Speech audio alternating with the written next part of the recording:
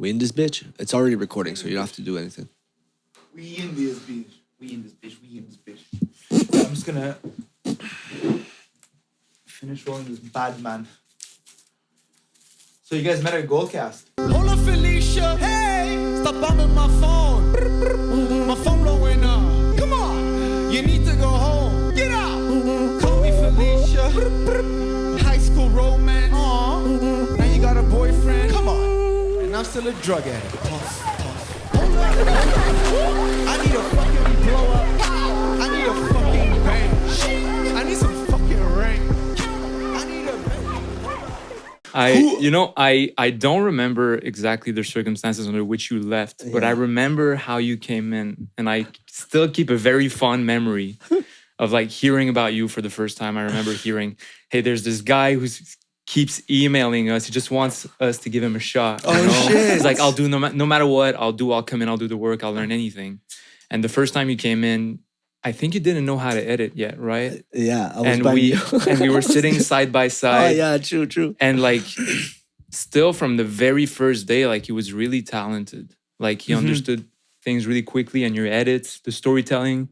I remember the first video you did was Michael J. Fox. Yeah, No, Jamie Foxx. Jamie Foxx. Yeah, Jamie still Foxx. remembers that. Yeah, and it was good. You know, Yeah. and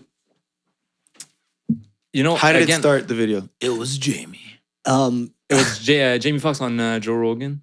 Just like back then we were doing like small snippets of like inspirational advice. Yeah. And man, like everybody loved him.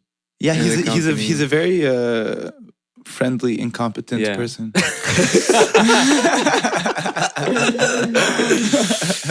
Speaking of which, I was personally very surprised as well when I started this podcast with Sam, and he was just pumping out content, and my friends were like, "So how are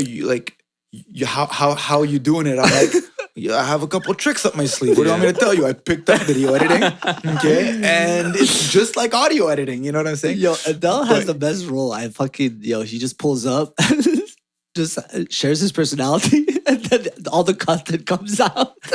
You must be like, you must know me more than myself at this point. Looking at footage of us just like talking shit, you must go through that shit a lot. Yeah, you know what I'm saying? And I see that there's I go through the audio, you know, but I don't go through the video. Yeah. Anyways, for those of you who don't know, I met Patrick because he was the creative director at Goalcast. And if you don't know what Goalcast is, it's I guess I want to say inspirational company, but they're content creating inspirational media company. I don't know how to describe it's like a media company that focuses on content and our people, I guess. Yeah. And then you being the head guy there, because he was big man at Goalcast. And essentially, he made them pop in. Literally big man. This guy's like 6'4", bro. I'm telling you. Yeah. He could barely fit in the garage. Aren't you taller than me? No, No. You're what, 6'1"? Yeah, 6. That's Yeah, what I you am. see the way he's saying it. You're what? 6'1". Pathetic. But you're what? 6'3"? No, I'm 6'1". 6'1", What? 6'2". It might be the boots. Yeah. Might be the boots. Now put on the slippers. Yeah, so you're much Getting more... the full pool boy Yeah, experience here. exactly. We need to get more slippers, honestly. Yeah, we do. Because look, Sam has little tiny Yeah, slippers. I do. And it's embarrassing. I hope it's not on camera because... Uggs. yeah, I'm wearing Uggs, essentially. But yeah, Patrick was, dropping a lot of heat at Goalcast. He was making videos go viral, bro. Like 100 million views. On Facebook in like 2017, bro. That was like when Facebook was still hot. And he was dropping hits after hits, bro, nonstop. And then he kind of teach me the ways of how to cut a hit. And then I was cutting hits. And then, bro, Goalcast was just getting Cutting hit says 13. And then Goalcast was getting richer and richer. And then the story I want to hear is after I left, how you left Goalcast. And then you started creating content for yourself. He dropped a hit about two fighters from the UFC that are fighting tomorrow night. Masvidal versus Colby Covington. I don't know if you watched the video. I saw some stuff, man. You saw some stuff. I saw no MMA videos, but I saw the first video on your page, and I went in the comment section. And your comment section is banging, bro. Yo, it's like everybody loves people your like shit, people like, yo, I saw your MMA stuff, and now I see this, and I think that's really cool. Like having different avenues to get to know like who you are or who you are as a channel or content creator, you know. It's like, yeah, it's like a nice little platter of like what your ambition is and what your passion is and stuff, you know. So you could see like, because the MMA videos apparently are banging. Yeah. No, but his storytelling in the MMA videos is crazy, bro. He could make you cry watching two guys Beat the shit out of each other. like fall out of a friendship, which was the Masvidal Kobe Covington video. And yeah, man, tell us like what happened from Goalcast to deciding to do your YouTube. You know, I realized it was a big process for me deciding to go off on my own because security, financial security was always a big thing for me. Yeah, you know, For sure. I was raised like that. So, but deep down, I always really respected people going off on their own and started their own thing. In my mind, there were always like, oh, that person is a real, you know, man or woman, but that person is a real man because they trusted themselves enough to just jump and fly, you know? And since I'm settling for a 9 to 5, even though I love it, I'm a bit of a lesser person because I don't have the guts to do that. It was always at the back of my mind, It's like an ego deep thing down. almost. I don't know if it's an ego thing or just something that they're all things that we feel like we need to do in order to become like the ultimate version of ourselves. it's your purpose. Your purpose was always Yeah. like calling you, whispering. It's almost as if you never did music. Imagine you're just working a 9 to 5 and you have that voice. He's like, yo, you a bitch, man. You're now following that music dream. But the thing is that you'd have a 9 to 5 that is still doing music or something that is close enough Yeah, exactly. to the thing that you'd want to be doing on your own that you're like, well, it's only like a bit different, but like I'm still doing what I love, you know? So, but at some point I realized that is something I needed to do. And I was still, you know, in my small apartment. I don't have kids. I was like, this is the time to do it. So you still don't have kids? No, Yeah, I still I don't don't. have kids. I guess that's what that meant. Yeah. Because in my case, I kept jobs in the music industry, you know, doing like sound for bars, things like that. But it was never. It was like a smooth transition. You know, it was having a job. I guess. I think my last job was in 2018. Having a job and then, you know, still doing little contracts here and there, but then those contracts slowly fell off because of the music was picking up, you know? So now I would just refuse certain offers in the music industry. But in your case, I feel the difference is that you just quit the job. Yeah. So you, when you quit your job, you hadn't started a YouTube yet, or were you already like I'm the kind of person that finds balance through extremes, I feel. And if I had that safety net, if I just have that steady check coming in, I knew I wouldn't have the motivation to sit down and do the work. You know, so I was like, and it wouldn't feel really like a big jump. It would just feel like, oh, I'm starting this side project. And every single side project I've started in my life has failed. But I've always had a lot of success in my 9 to 5 jobs because my focus was there. And at some point I was realizing like, why is it that I'm so good at helping other people achieve their goals, but I always let myself down. Everything I do for myself, I fail at. And it's because maybe some of us are wired. I feel like I was wired to just be a really good soldier. Like I will listen to orders and I will execute and I will keep my head down. You know, it's cool. Always doing my homework, always getting good grades. I've like been bred to fucking perform under that structure. Yeah. Right? But deep down, it's like you have that lion, whatever, like that dude who wants to go in the jungle and find out who he is. I feel like there's a contradiction with, you know, getting good grades at school, being optimized for the structure of society, and doing art, video editing and stuff. So that kind of contradiction has always existed within you, I guess. Yeah. You know? When did you start like video editing? Well, I guess that's what's ironic is that I always had good grades, always went to good school, but I couldn't get into film school ever. You know, tried twice at Concordia, and twice I got put in the film studies program instead, which is just like watching movies at fucking 8 in the morning instead of making films, which is, you know, what's the different program? What's the name of the program? Film school? I guess it's film production and film studies, right? And so that's when I started before that. Like at school, I was always making films, you know, and the film project, you know, you'd have a class where you'd have to shoot a film. And most kids would do like a 1 minute film, and me and my friends would do like 30 minutes cuts of like this crazy film and have like a lot of production, costumes, Pull up with that long action form. sequences. And then I started making a lot of music also, and doing a lot of music videos for that project. And that really gave me a sense of like pacing, you know, in the editing. Like a lot of good editors are actually musicians, even in Hollywood. And they have that inner like metronome, like cut, keeping cut, things cut. entertaining. Yeah, Like, Exactly. There's the always pace. like a musical pace to the editing. And so music in that sense has helped me a lot doing what I do. Even like if you watch the videos, like music is a huge part of it. Yeah. yeah, and the music that you play, where do you get it from? Is it free of rights? Yeah, because the it's- music is banging. Yeah, Yeah. there's a lot right now of competition there. Like a lot of companies, music licensing companies. Yeah, I guess so. And yeah, I use Epidemic Sound. What do you use? Music bed. Music Bed is good too. Music I used to Bed. have Music Bed. Yeah. And the challenge is that there are so many songs on there that you have to spend like hours. Like I don't listen to Spotify. I listen to Music Bed. Oh like, shit! Every day. Oh, shit. That's every day. wild. That's discipline. That's the Yeah. level of discipline you have. Because I remember working with this guy, bro. He was like your level of discipline was deep, bro. It was like nothing I've ever seen, bro. This guy would work 9 to 5, and then like he would go home and make music, like nonstop until I don't know when. So like, you're producing music Yeah, like singing, beat- songwriting. and beat making, or like Yeah. okay as well. Yeah. That's cool, man. But you know what's interesting is that I realized, it's gonna sound crazy, I didn't know there were books written on filmmaking.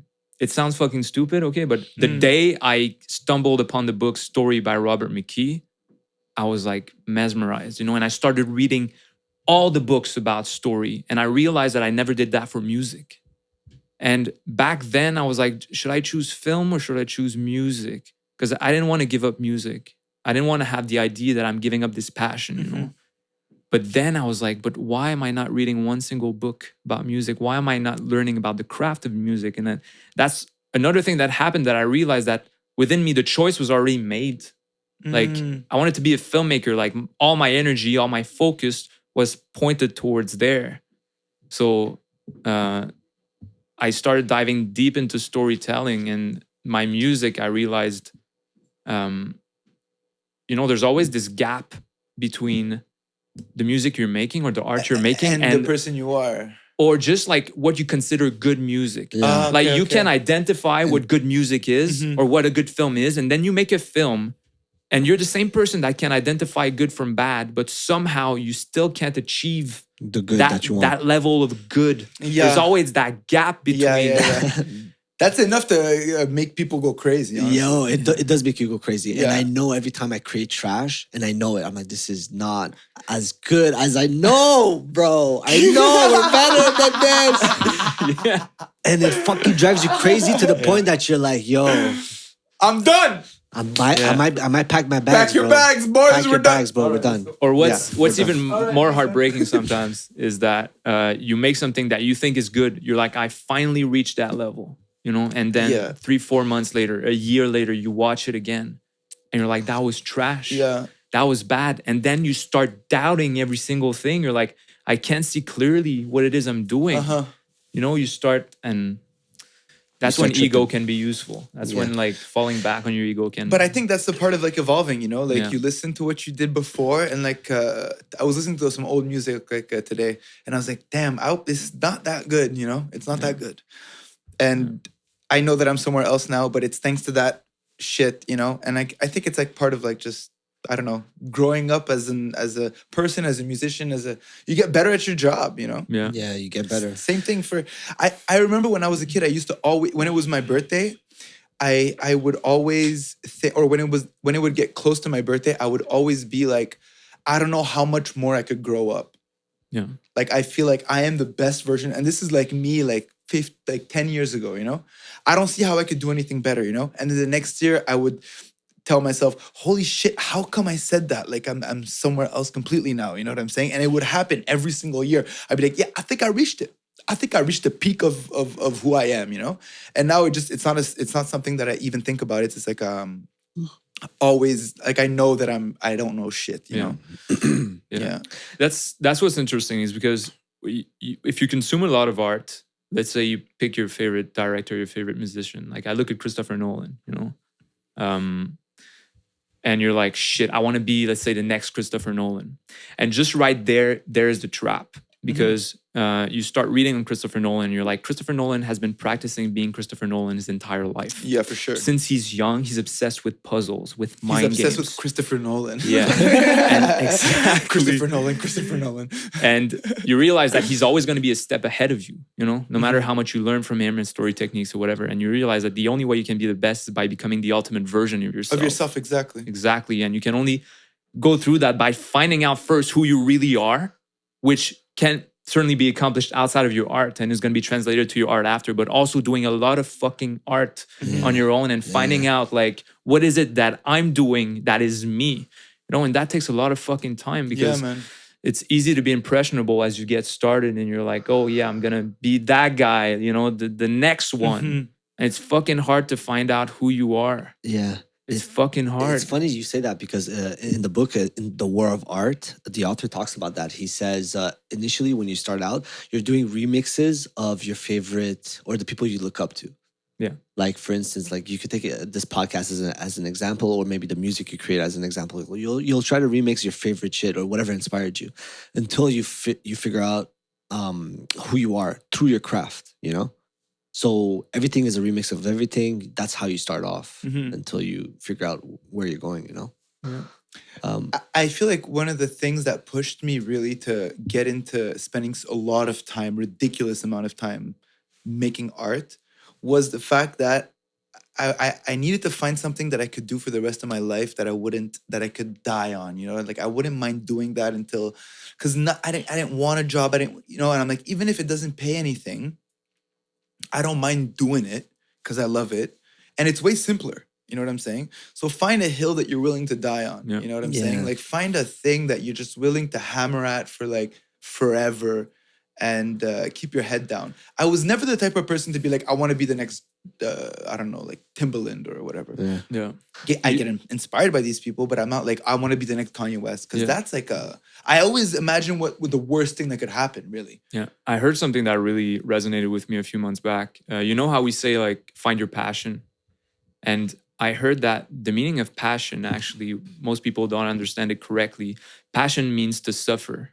You know, if you think about the passion of the Christ, you know, it's about the Christ like getting crucified and shit. That's so and actually meaning like find your passion means find something you're willing to suffer for.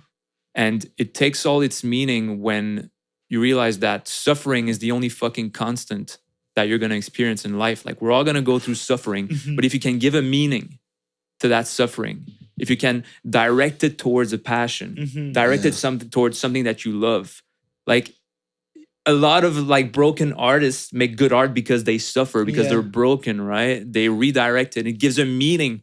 It gives a use, a purpose to their suffering. So, and their suffering liberates everybody who listens to the music. Yeah. Because they're like, oh shit, I'm not the only person going through this, you know? Yeah. So I guess that's what's beautiful about it, right? That's completely nuts. Sometimes I think about, have you guys watched Harry Potter or read it? I've watched back in the days, long time ago. Like, I'm not the biggest, like I'm a fan, but I don't know much. You know about how Voldemort who? No, he becomes immortal by like splitting his soul in like Horcruxes, des Horcruxes, or whatever it is in English. Like he splits his soul into several different objects. That's how he can be immortal. And I always felt like making art was that, you know, like leaving pieces of your soul art like through time. That's how you kind of live forever. You know, like you can listen to a song that you made, let's say 5 years ago, and that piece of you 5 years ago lives forever. I'm like, oh, that's trash. But you know, like you were saying, like it's a piece of yourself, and then you look back at it, you're like, it really wasn't that good. So is it safe to say that who you were back then wasn't that good? You know what I'm saying? I don't know. If it's a piece of yourself and it's like your soul and your thing, and then you look back at it, you're like, I don't like that version of me. You know what I'm saying? It's a weird thing, anyways. Or you could look back and be like, oh shit, this kid was onto something, man. Yeah. I mean, there's also where the piece lives, right? They say that a film is just shadows on the wall without an audience. So the film, the piece of art really exists Exactly. in the mind of people. So there's a kind of chemistry thing that happens when someone consumes a piece of art because the art lives inside them. So who are you to tell them that is trash if within them it really means something? I was doing a show once at Club Soda. It was our album release show. And I was very drunk, and I remember at like the middle of the show, we were playing an old song, and I remember saying like to the crowd, "Yo, we're gonna play this song, but I really don't fuck with it that much. It's an old song, blah blah blah." And then I spoke to my management after, and they're like, "Yeah, don't say that because it's like you're unhyping people." Because also, but you're like ruining it for the other people in some way, you know, because they actually have a sentimental, like they're not over it like you are, you know what I'm saying? Let them live their thing, you know? Right. Yeah. So it's almost as if you're like, okay, guys, press the pause button. This podcast is kind of trash. Yeah, exactly. So I don't know if you want to listen to the rest. Just wait a year, and then we'll be give us some time to get better. Yeah, exactly. Okay, yeah. Going back to you starting your YouTube channel. Yeah. You had the fastest growing YouTube I have ever seen in terms of subs. You went from like 0 to 60,000 now, 73? 70,000. 70,000, bro. Yeah. That's crazy in a span of 5 fucking videos, bro. Yeah. That is wild. It's crazy. Actually, for the first 3-4 months, I started in August. In December, I still had like 200 subscribers or something. Yeah, but you had dropped like what, 1 video? Like 4. Oh, shit. So here's the thing that happened. I wasn't planning on doing an MMA only channel first, right? But about a month after I posted the Jake versus Dana video on UFC Fighter Pay, this one had a little bump, like 200 views. And that's when I was considering doing either like a Jeff Bezos documentary or a Kobe Covington video. And that's when I was like, well, my channel's got like 20 more subscribers from the Jake and Dana. They're probably expecting, you know, another MMA video. And I did it. And I had another small bump. And, you know, I failed at a lot of projects. And I also saw a lot of people fail at different projects through times. And you realize that sometimes you have an initial vision of something, and instead of going with the flow, going with the current of the river, you try to swim towards that initial vision that you had, instead of just like flowing where the current takes you. And in this case, the YouTube algorithm was clearly pushing my content towards more people who liked MMA. Yeah. I was like, I'm just gonna ride that wave instead of just being so rigid about what I wanted to do initially. And the YouTube algorithm just kept on doing its thing. Bro, the Kobe versus Masvidal fucking like work of art. You guys should look it up, man. Patrick Gavia. It was super sick. Storytelling is world class. I think you might be top 3 storyteller in all of Montreal.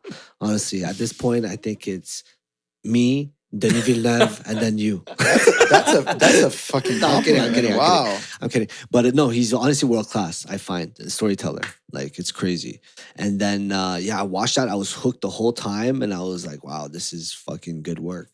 But then you stopped after the.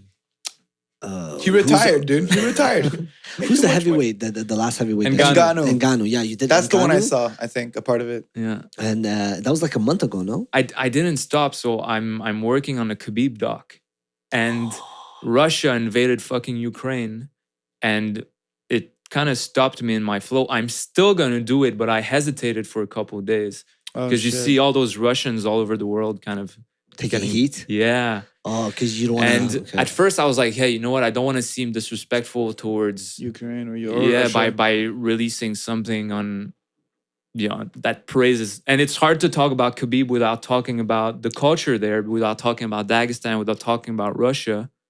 But is Dagestan a part of Russia? Yeah. It's a republic, yeah. It's a part of Russia. But you know what? Since day one, I told myself that I would always respect my audience and the intelligence of my audience. I feel like that's a mistake I see a lot of content creators make. It's like they think people are dumb, you know? People are fucking smart, yeah. People are smart. They're much more smarter than content creators. It's just that the dummies are the ones that get heard the most, you know? And they're often the ones that are the most vocal. But exactly, that's what I mean. Yeah, it's like counterintuitive a bit. Yeah, but then then what? You do something that offends them and they just leave or whatever, you know? Yeah. And then you're kept with the people that are like you and that, you know, they can think at that higher level. So I don't think, for instance, releasing a documentary on Khabib is an endorsement of the attack on Ukraine. No, of course not. You know? Exactly. No, it's definitely Especially not. since the story is not on that. Absolutely not. Yeah. But yeah, it's almost, there is history there, but you can't help that. But do you feel like, are you going to make edits to the video? Yeah, I made some. Yeah. Because Putin was in the fucking video. Oh, now, no what's way. ironic is that, and that I'm going to keep it in, after Khabib jumped in the crowd, you know, after Connor. He saw Putin. Yeah, he was. Yeah, and Putin was like, you can't attack people randomly like you that. use that as a Fuck, oh you can't be my sure. god, that's such an analogy. Yeah. Of Because, you know, we always have that friend that gives us advice they don't listen to. Yeah, dude. You know? Yeah. It's like, you can't attack people like that. He goes Yo, that's stab somebody. hilarious. Yeah. He could fucking invade the country. That's fucking A couple months later. wild. Yeah, we should clip that. If you're not going to use it, send it to us. We're going to post that shit. All right. Controversial. Okay. So yeah, that's the reason why it's been taking longer. okay. Partly. The second reason is I know expectations are high on this one. And sometimes, you know, I felt like the Francis Ngannou video was really close to what I wanted to accomplish with it. I was like, wow, like I love that video. But then every time you produce something that you think is great, it terrifies you for what you're going to release after. Because you're like, how do I top that? Yeah. Now I know at some point I'm gonna make a video that is not good, you know, and I'm fucking terrified of that. Moment. I almost feel like at some point I should just accept that one video is not gonna be good, but I fucking can't, man. Mhm. Like I need to make good shit. I don't want to let my audience down, and that's why I'm doing the Khabib video, and I'm like, no, it still sucks. No, it Mhm. fucking still sucks. It's not as good as the last one, and yeah, it's just a fucking struggle. Yeah, Yeah, I feel like I feel like you need to expect failure. You know, that's like one of the only ways to actually push forward. Yeah. Sometimes. I heard an interesting saying online. It was talking about the metrics of effort you put into something. So a lot of times you'll put like maybe one metric of time into something and bring it to like 90%, for instance. But there's very little difference in quality from taking it to 90 to like 94. Yeah. But you spend that same amount of Yeah. time you took from 0 to 90, Mhm. you know? And a lot of the time they were saying, yo, you should just publish it at 90% consistently over trying to bring it up to 94, Mhm. you know?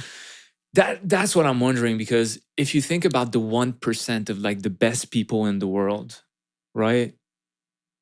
Like sometimes it's just a tiny bit of improvement that is gonna distinguish like the best from the fucking greatest of all time. Like even the I fighters. think it's different for art though, because it's like super subjective. Absolutely. So like a 90% thing could seem like 100% for Yeah. some people. It's like Yeah. Like one of the things when we were working together that I felt like was that because we were going for quantity, I didn't feel necessarily like I was improving consistently, because you only improve by giving your best on each and every single thing you do. And if you're just like cookie cutting, repeating the same formula, but you're getting better at doing it faster.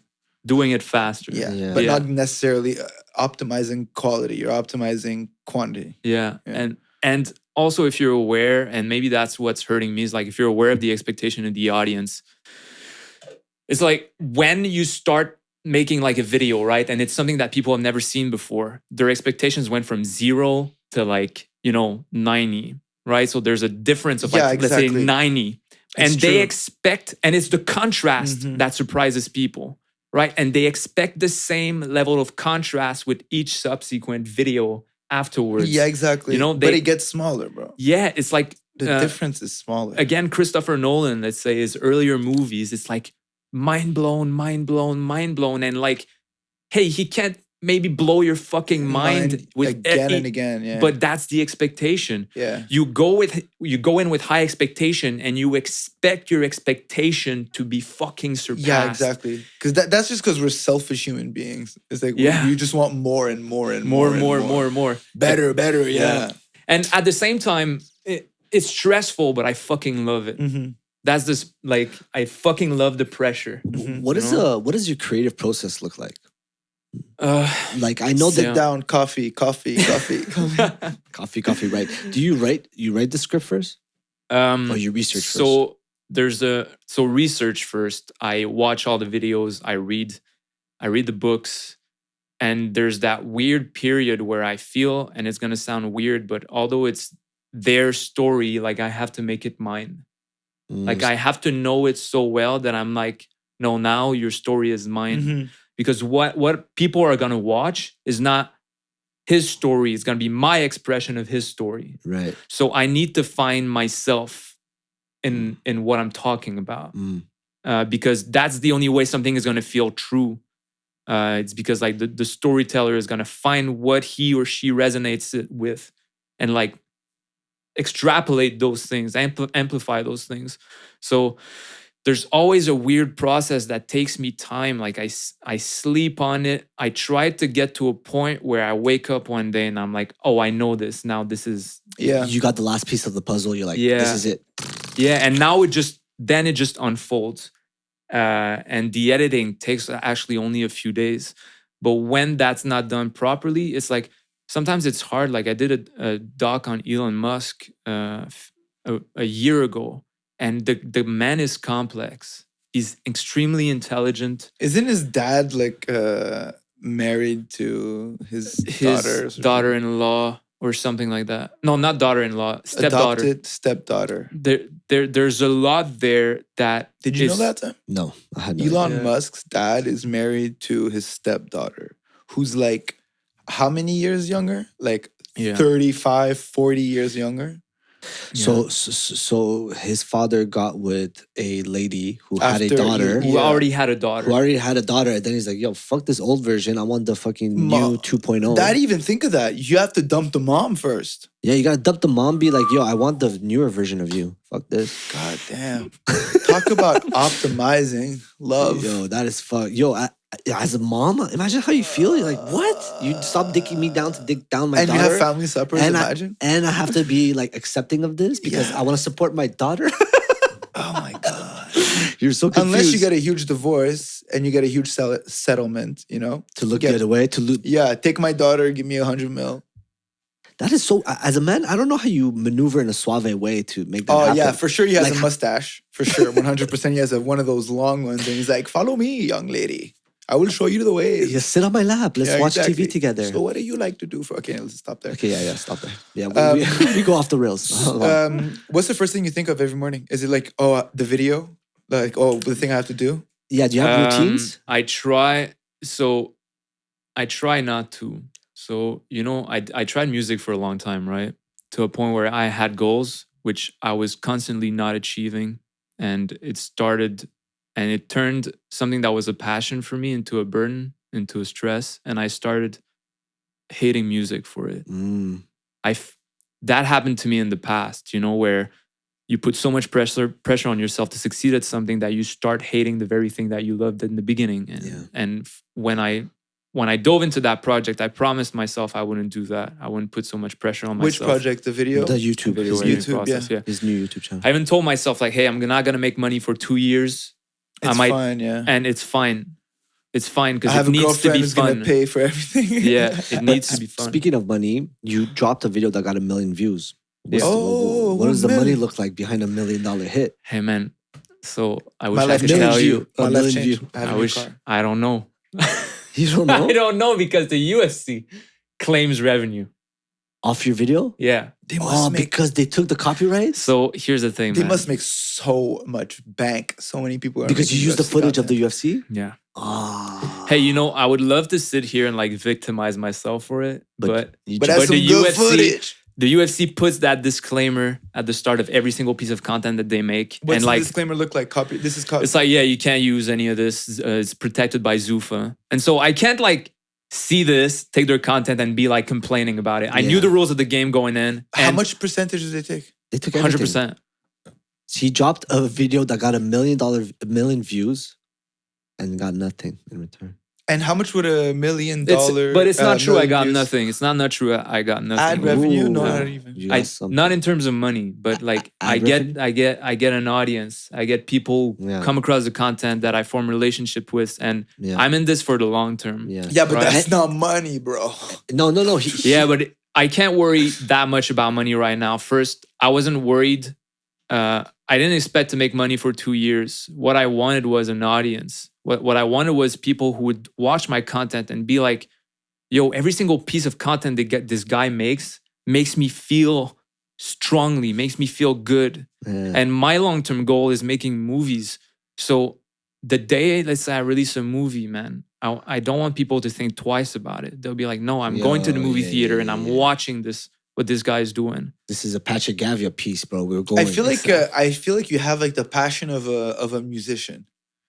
You know? Like, I'm just gonna give it my all, man, until I die, dude. But it's like musicians are like that, I feel, you know? Like very, very passionate about their work. Just creative people, probably. Yeah. Wow! But also, you know, the UFC claims the ad revenue, but I'm asking myself, hey, I got people's attention. There are other ways you can, you know, make a living off of that. I'm surprised the UFC didn't reach out to you. Because I've seen better storytelling done through you than through the UFC about the same fighters.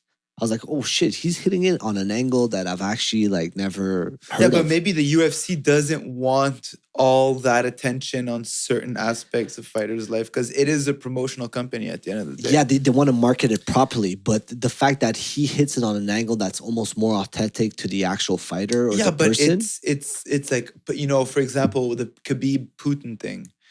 The UFC didn't make a thing about it, you know what I'm saying? They can't because they don't want to, right? They can't touch politics. So like the UFC is all about like certain angles, things like that, you know? If the UFC would approach you and to ask you to make content for them, but to change your, like, I guess, artistic integrity, I guess. Yeah. Would you do it? I never do it. You wouldn't do it. Let's say change my artistic integrity, meaning like change the type of content that you make to more tailor better to their audience. No, so I liked my job that I left. You know, I wasn't making a bad salary. I was making a decent salary. I didn't leave a job to start doing this to take another job. Exactly. Yeah. Like no, now. But at the old job, this is Goalcast. You were the first employee there. Yeah. So it's almost like you started the business. He did. He was the lead content creator for Goalcast. He made Goalcast at the beginning. That must have given you enough confidence to just like do it, you know? Like, you know what I'm saying? Just like, Well, I'm able to build content from the ground up, and because Goalcast, this is a multi-million follower company. Yeah. Like, I don't know, when you started the company, were they like, did you guys have an office in the old port? We had an office at WeWork. WeWork, yeah. Which is in the old port? No, it was Place Ville-Marie. Downtown, yeah. Yeah. Because then the office was in the old port. No, am I mistaking with somebody else? No, old port is something else. Yeah. Oh, okay. No, it's not this. Okay. But yeah, and then he was dropping hits like millions of views. Like he had videos with over 100 million views. What was the biggest hit you ever cut for them? 200 million, I think. 200 million? I got two. Was it the? But that's the thing that I realized, right? Is after a few years there, I realized that I had a few billion views behind the belt. Yeah, under the belt, yeah, for sure. But nobody knew who you were. Me. Yeah. And so how can I improve in the industry if nobody knows my work? Yeah. Nobody associates my work with my person, you know? And it's funny because at that point I was reading the biography of Steven Spielberg, and it's crazy, man. Like Steven Spielberg, if you think about like people who are at the top of that industry, the legend level, Steven Spielberg, man, when he was like 21, 22, would already be working, right? Making movies in Hollywood, but would constantly lie about his age. So he would make the papers. So everything he did would look more impressive. Oh, so he would downplay it. Yes, he would he would be like, he would be 24, would make that movie and then release to the papers that he was actually 22. So he would look like this prodigy. And he was a prodigy by all means. This is before Google. You know? Yeah. Because now you could just like the only way you could know is by looking at your birth certificate. Yeah. You know? And fucking nuts, dude. Now you could be like Sam Afshinpour, age, they'll give me your address and your mom's name, bro. For the people that are wondering, I'm actually 23. So. Yeah, this guy's a prodigy. You're the next best The next thing. podcast prodigy. Yeah. It goes Gavia, Sam Afshinpour. Pool boy. it made me realize, because also he had a big argument when he was young with the head of Universal. And the head of Universal was telling him, yo, you're in the Universal business, so you do things like we expect you to. And Steven Spielberg replied, I'm in the Steven Spielberg business. Oh, big man. And I was like, man, this guy from a very young age knew what he wanted, but also was very aware of the narrative that surrounded his name. And it just shows you that people who come at the top, man, like everything is calculated. Like they know what they are doing. It's not all chance. It's not all luck. You know, it's not. I don't think it's that calculated. I think it's a lot of like those legends. What you hear is like they don't give a fuck. You know what I'm saying? And I feel like as an artist, when you start getting into the music, or sorry, just the entertainment in the industry, and you start getting a job, you're like, oh shit, I like the money. So like, let me just do whatever they want me to do real quick to make more of this money. You know what I'm saying? But like people that really don't give a fuck, they'll be like, Universal tells me like, hey, yo, Pool Boy, like you have to do this and this because we gave you the money. I'd be like, and let's say Pool Boy says, go fuck yourself. This is the Pool Boy show. I'm a big man. And like, after years of doing this, maybe with a little bit of luck, someday maybe people might be like, oh yeah, this guy really never gave a fuck, and he had like the, you know, and maybe someday people will write books about it, you know. But I feel like it can't be that calculated because like there's like too much risk involved, you know. It's like it's not calculated because it's a huge gamble, you know. I feel like people that are just like, did you watch the documentary of Kanye? Donda on Netflix? I haven't yet. Beautiful. I hear it's really good. It's really good. But it's just a man who's completely driven and convinced that he makes the best music, you know? And he has an accident and then he's like, yo, I have an idea. And I have an idea. Through the wire. Dun, dun, dun, dun, dun. That was it. That was his hit. That was his come out song. And the original is actually Alhamdulillah. People don't know this, but people fun don't fact. know. But yeah. So just having that drive and being like, yo, I know I got something special in me. But how many? So in hindsight, you could be like, oh, that was calculated. But it's just like, yo, I have a burning fire, desire in my stomach to make this podcast pop, and it's gonna happen. Yeah. You know. And then you could in hindsight, you could be like, oh, okay, well, yo, that was calculated. Exactly. But it's like yeah. But it's just a feeling that he had an aim. Yeah. He's like, I'm gonna be the fucking world-class movie director. I don't give a fuck. And he's like super religious too, right? So like, what movie did he do, Steven Spielberg? What are his top hits? Jaws, Close Encounter of the Third Kind, okay. Schindler's List, Color Purple, Indiana Jones. Shit. You know He's a fucking legend. Yeah, the person I like the most, I think, is David Finch. David Finch did Seven. Yeah, Seven is a great movie. If you go watch the Batman, like the new one, just watch Seven right before. Oh yeah. Yeah. Okay, I'll try to do that. Yeah. Okay, that's like a lot of 6 hours of your day. Man. But before you watch Seven, watch Lord of the Rings, the whole series, and then you'll realize what I'm talking about. Okay, so you don't have a time frame when it comes to like posting content on your YouTube. You just go with whenever it's done, it's done. Yeah. I post a video when I think it's the best I can do. Because right now you have 5 videos. He's at 70K followers. When did it pop? It popped, I think, with Kobe Masvidal. Kobe and Masvidal and Dustin Poirier, which I posted a week after it started popping. Which was this December, like a couple of months ago, basically. Yeah. 4 months, 6 months ago. Yeah. So the longest process of your creative process is the research. The research. So you really dive in like with books, like not just watching videos. Research? So right now I'm working at finding people to help me actually with that process. But how I do my research is, you try to come up with stuff that helps you do it faster. So instead of reading books, you're going to go in Audible. You're going to try to find the book. You're going to put it like 1.5 speed. Yep. When something is interesting, you're just going to put that. You're going to put that ton signal. Like a marker. That marker. Bookmark. Yeah. Marker.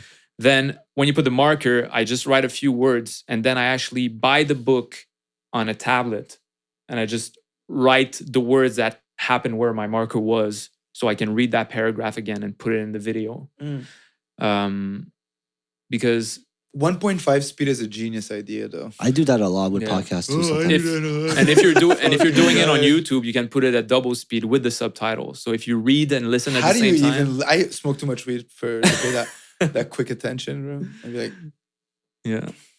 But it's really the part of the process that you can't skip because it's gonna come back and bite you in the ass when you edit. If you don't know the story, if there are plot holes, if you don't know where you're going, it's really gonna take you much more time afterwards when you have a first cut and you watch it and you're like, this is shit. It doesn't work. If you know the story at the tip of your finger, it's much more easier to be agile, Right. navigating that story. Okay. But it's weird. It's like part of it is like, knowing on paper what it is, but another part of it is like fucking dreaming about it, waking up one morning and feeling like you have an emotional grasp also of the story. Exactly. You need to sleep on it. Like, Yeah. Yeah, I always do that now. I always sleep on a video edit. Because you cut it the first time, you're like, this is probably not that great. Let me go to bed, wake up, exactly. and like retackle it.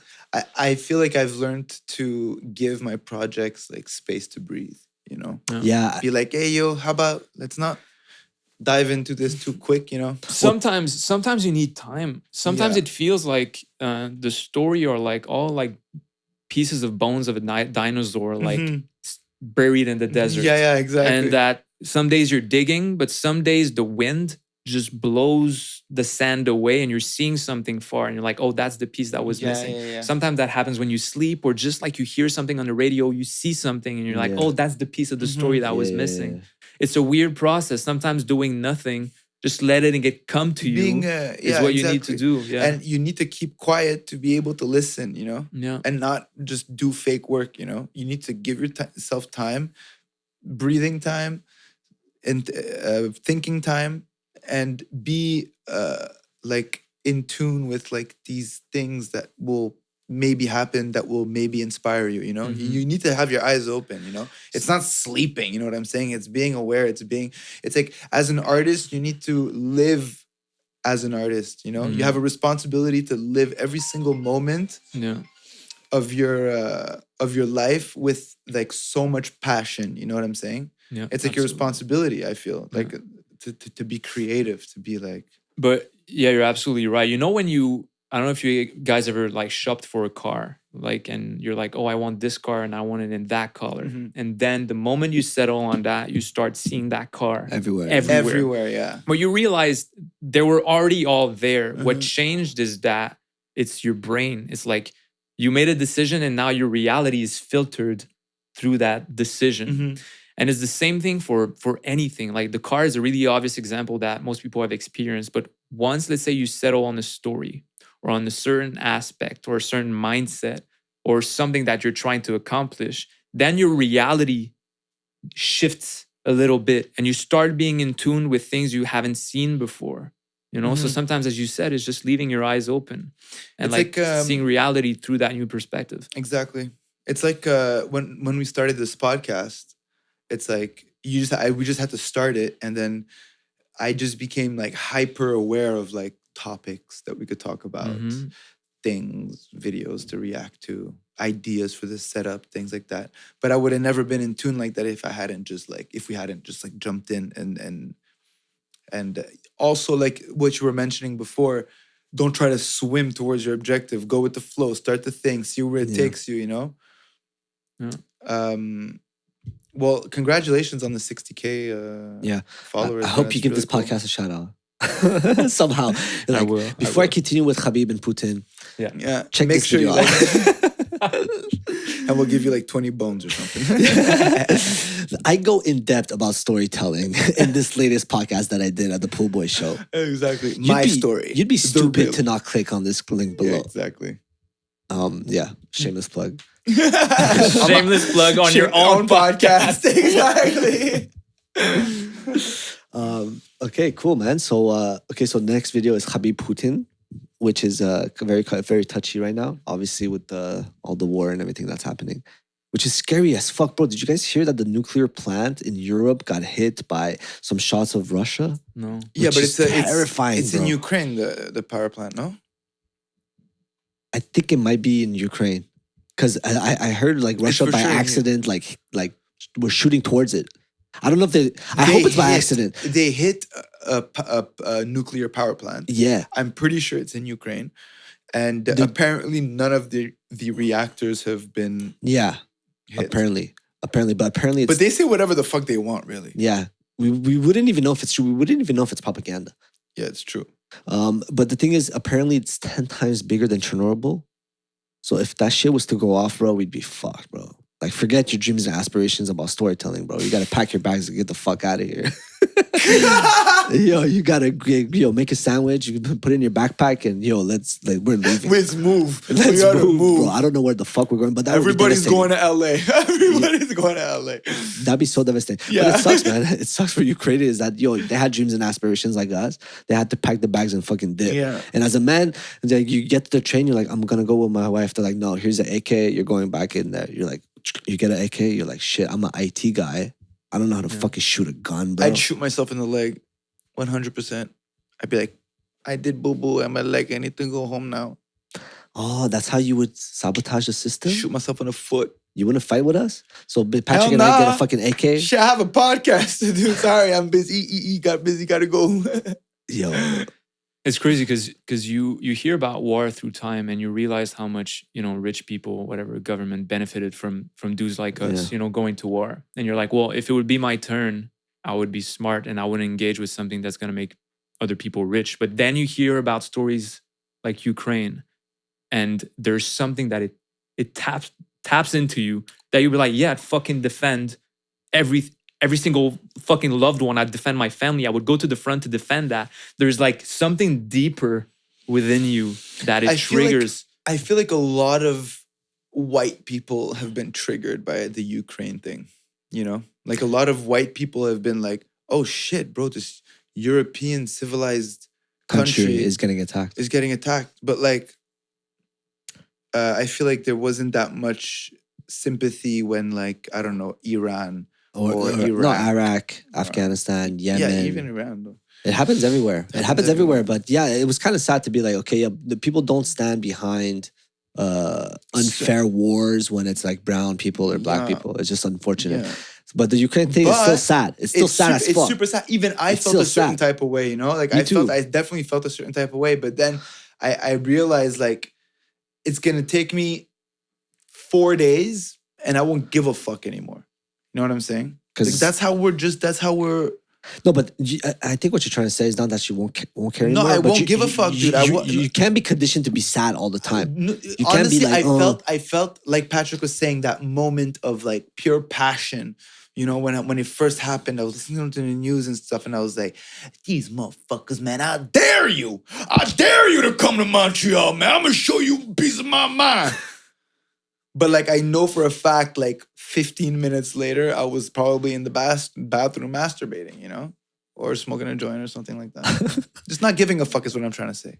There's something that I've been really realizing, and COVID helped with that, and even this war, is that people really respond to the narrative, to the main narrative that is established. Yeah, you talk about there's propaganda in Russia, and now Ukraine and Russia are giving different numbers to the world about how successful they are, right? And you're like, who are we believing in there? Yeah. And who we're believing is most often like our own sources of journalism here. But then you're like, if there's propaganda everywhere else in the world, why wouldn't it be? There's propaganda here, and nobody ever know or are aware that they're under the influence of propaganda, and it makes you fucking question every single thing that you hear, which is actually, I think, a good thing. Well, most people don't. Most people don't see it that way. Yeah. No, a lot of people just subscribe to the narrative. They don't have time to think. A lot of people, the majority of people, I feel like they just subscribe to the narrative.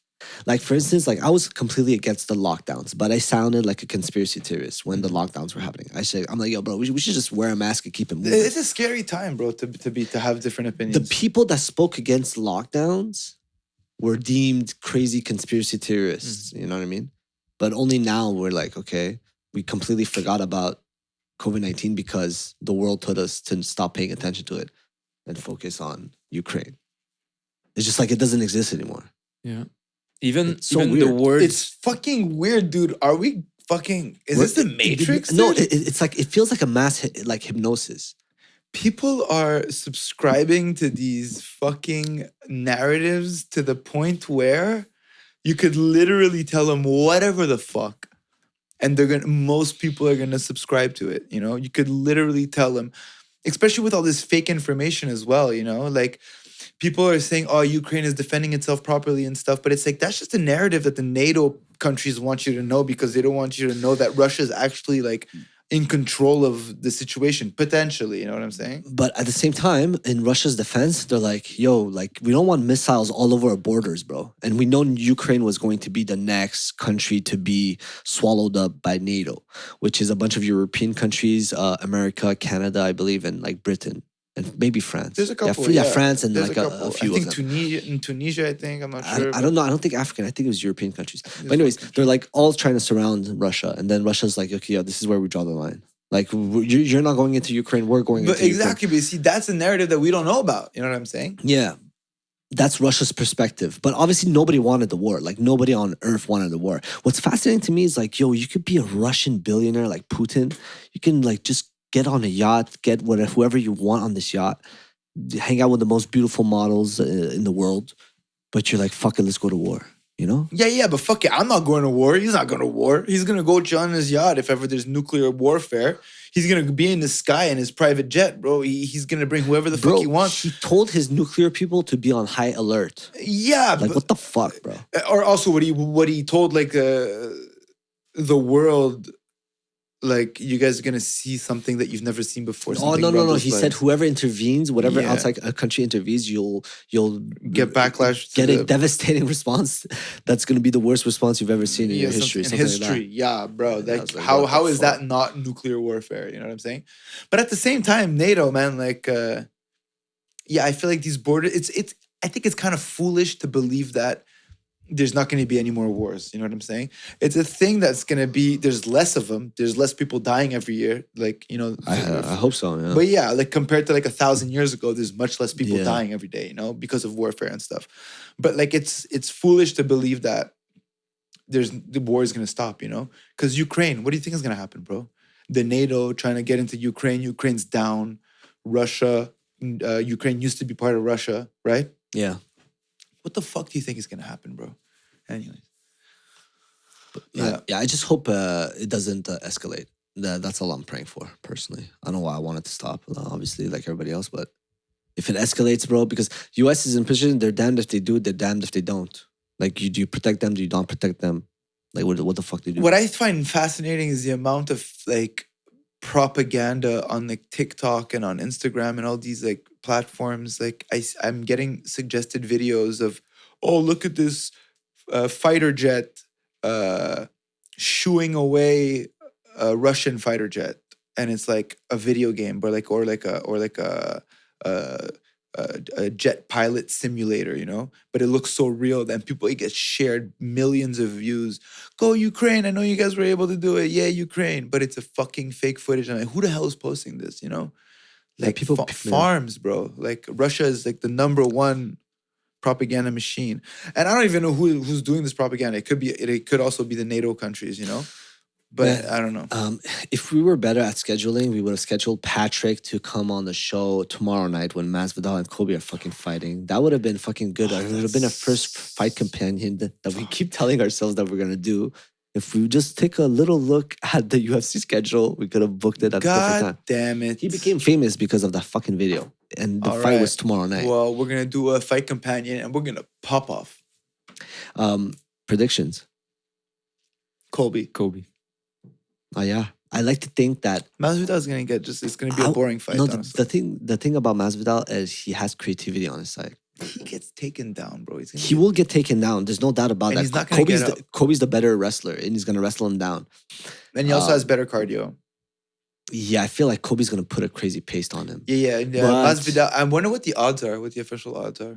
But I like to think that Masvidal is gonna pull a surprise. I know everybody likes to think that. I want to think that. Also, what I think is completely insane is the fucking picture they decided to take from Masvidal, or like the edit, you know, the Photoshop edit of Masvidal's abs. Yeah, his whole jawline, everything, bro. He looks like a Greek god, bro. This guy, he doesn't look like that. He probably has a beer belly drinking fucking tequila all day or some shit. Yeah, like Kobe was talking shit. He's like, yo, your fucking abs were fucking photoshopped. But yo, more than the abs, bro, he looks like a completely different person. He looks like he's... Probably the guy who was doing it overdid it. He's like, Well, oh, I got this UFC gig. Watch this. You can't tell me that the whole UFC staff saw that and was like, perfectly fine. I don't see anything wrong with this. You know what I'm saying? But maybe the UFC They're staff, down, maybe the UFC staff is so disconnected, and they're like they don't care that much about Masvidal. They're like, oh, the poster looks good. Yeah, you should totally post it. Like, you know what I mean? Oh, I like that guy. Nice hat. Yeah. It's just it's like a soccer mom that does like HR or something. She's like, oh, Josh, you did great. Do you, Really? You know, like fucking HR jokes. I love them. Do you think this is gonna beat pay-per-view records? I don't know. I just think it's so corny. Like, Apparently- two old friends become worst enemies on UFC. What But is it is a true story in a way. Because Kobe was told that, if he continues his ways, that he's going to get cut from the UFC. And his ways was that he was a boring fighter. Like, people wouldn't tune into his fights. So he had to become this villain and start talking shit. Like Kobe, what Kobe is doing is definitely an act, but the beef between the two of them, that's where I'm not sure. That's real, bro. I listened to the press conference and it was here. No, but the press conference was super theatrical. Yeah. Like the way they were whisper to each other while Dana without was the mic. answering, it felt a bit too much. Yeah. That really, after I saw that, I told my girlfriend that I think it's made up. I don't think it's real. I think they're faking. And we'll see after the fight, depending on how the fight ends, what they do once the fight is over. If they fucking hug it out and tell like, I think they're going to hug it out. Yeah, I don't know. I they think- won't even have a choice to hug it out because the fight is gonna end and Kobe's gonna be hugging Masvidal on the ground. No, but they might That's try how to the set fight up. is gonna end and go, beep, okay, good fight, boys, get up. If it doesn't end with a knockout, they might try to set up the next one or the trilogy. Like Covington is super smart because he's already setting up the fight against Dustin Poirier while promoting this one. Yeah. You know, that's what he's doing. I don't think Dustin Poirier would get into that, but he's already saying like, "Oh, I'm the father of your daughter," and calling him Kobe out. is on a different level when it comes to trash talk, bro. He's like his coaches are Brazilian, and he keeps calling Brazil a dump. Yeah, I know. And his coaches are Brazilian. I'm Yeah. like, how do you get and away he's with that? like, yeah. It's fucked. Fucking wild. Yeah.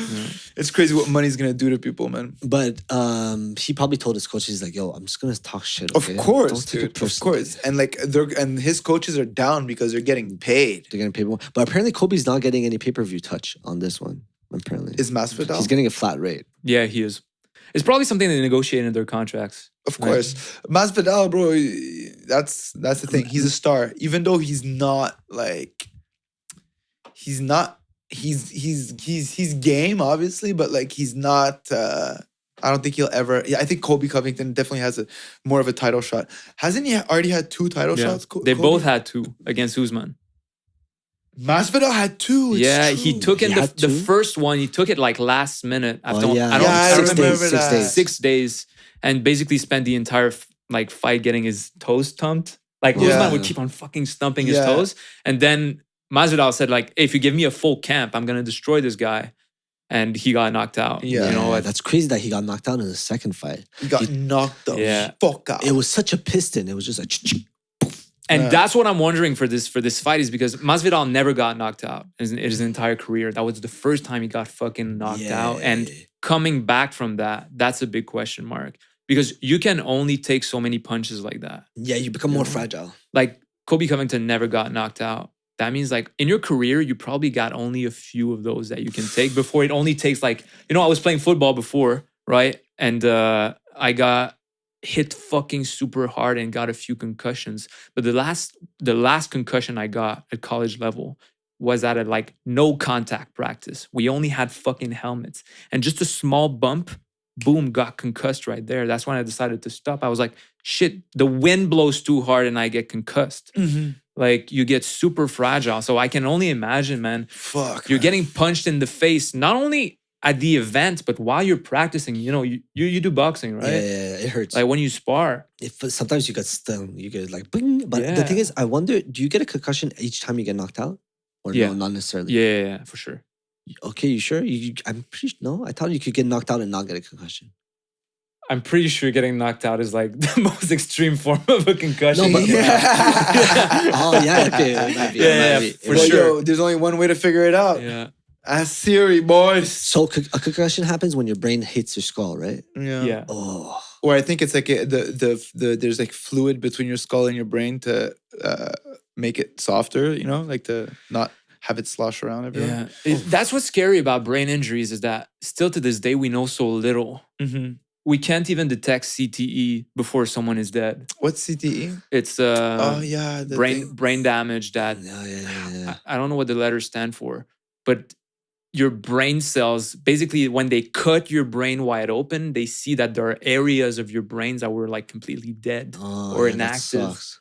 you know? And me personally, that's something I'm worried about, you know, because it's something that degrades over time. So football players or whatever, boxers in their 40s and 50s, they're going to develop dementia, Alzheimer's, they're going to become more aggressive, depression, suicide. People you know, kill like themselves. NFL linebacker Junior Seahow, like killed himself by shooting himself with a shotgun in the chest, not in the head, because he wanted people to study his brain to That's figure wild. out what was wrong, you know? Wow.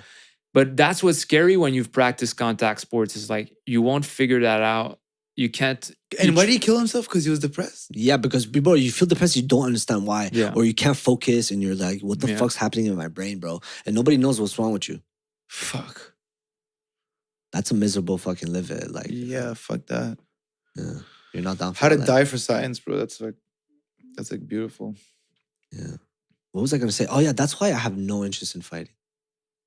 Like sometimes my coach is like, yo, you're gonna get in there? I'm like, It's funny because I started boxing like a few months back. Oh, yeah? And I don't wanna spar also. I Oh, don't wanna no get punched. sparring. I don't wanna Okay. get punched in the face because I got too many concussions already. But you fucking want to. Like when you start just throwing punches, and we do like lower body like sparring, but sometimes I'm afraid of like somebody fucking challenging me and just be like, because I know I'd fucking say yes. the thing is, do the guys at your gym go harder in sparring? And then the guy that you say yes, he goes, and then, Exactly. oh, yeah. Yeah. Do the guys go hard at your sparring? No, not really. Exactly. Like me too. Like guys don't go crazy hard. Sometimes you get stung. Sometimes I get stung by girls because I like underestimate. I'm like, oh, what you gonna push? You know, they're like 100 pounds, but yo, the girls once their technique is good, it hits hard. Mm-hmm. Like even a 120-pound girl could like hurt you. What's good technique? Like throwing a proper punch with the proper body weight movement. So what is it? It starts with like your hips?